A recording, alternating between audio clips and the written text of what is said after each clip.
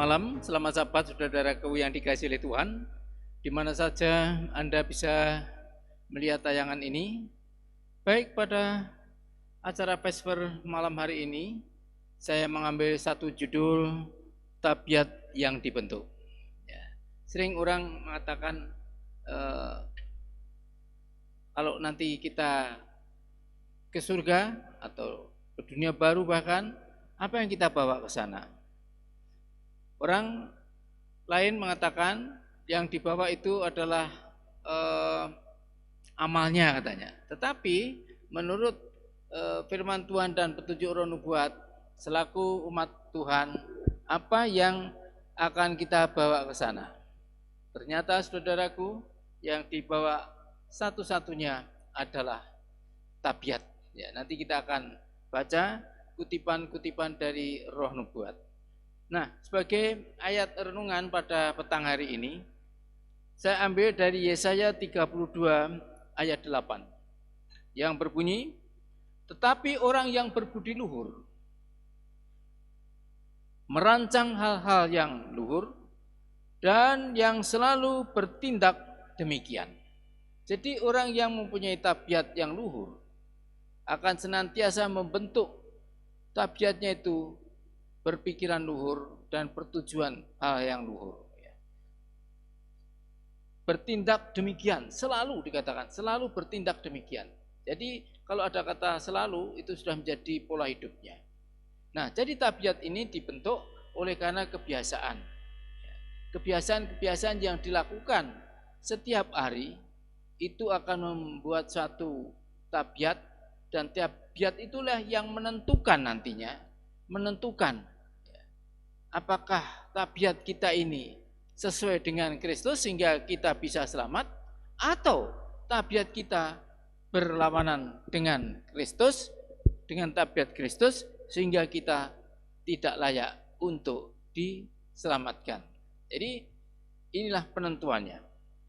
Di dalam perumpamaan Tuhan Yesus halaman 239, hamba Tuhan Nyawaid mengatakan, tabiat yang dibentuk menurut rupa ilahi adalah satu-satunya harta yang dapat kita bawa serta dari dunia ini ke dunia mendatang.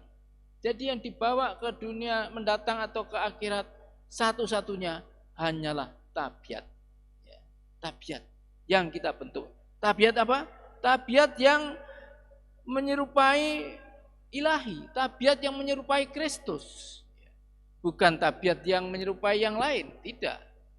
Jadi tabiat yang menyerupai Kristus, tabiat ilahi.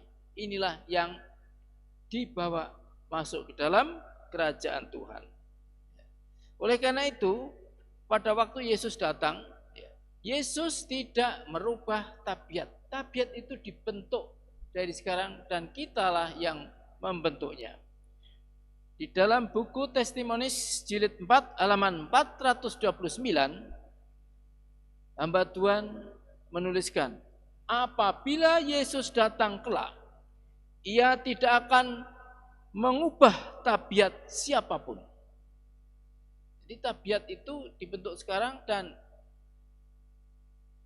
tidak akan dirubah. Pada saat seorang meninggal, masuk ke liang lahat, kemudian nanti dibangkitkan, maka dia akan bangkit tabiatnya seperti pada waktu dia masuk ke liang lahat. Jadi tidak dirubah.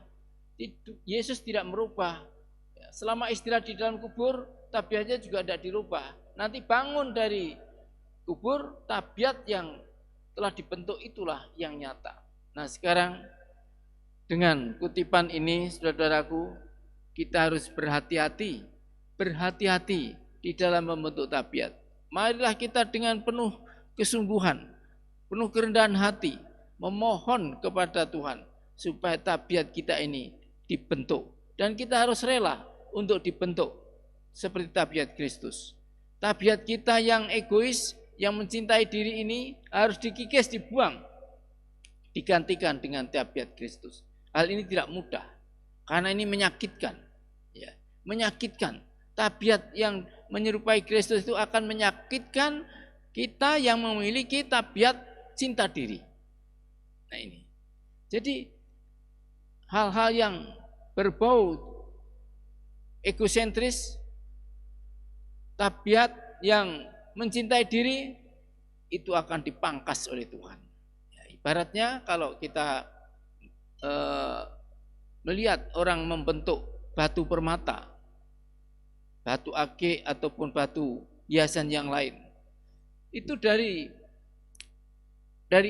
asalnya berupa batu biasa, digosok, dipotong, dibentuk, kemudian terus digosok sampai halus licin, ya, sampai licin, sampai halus, dan itu akan mengubah nilainya.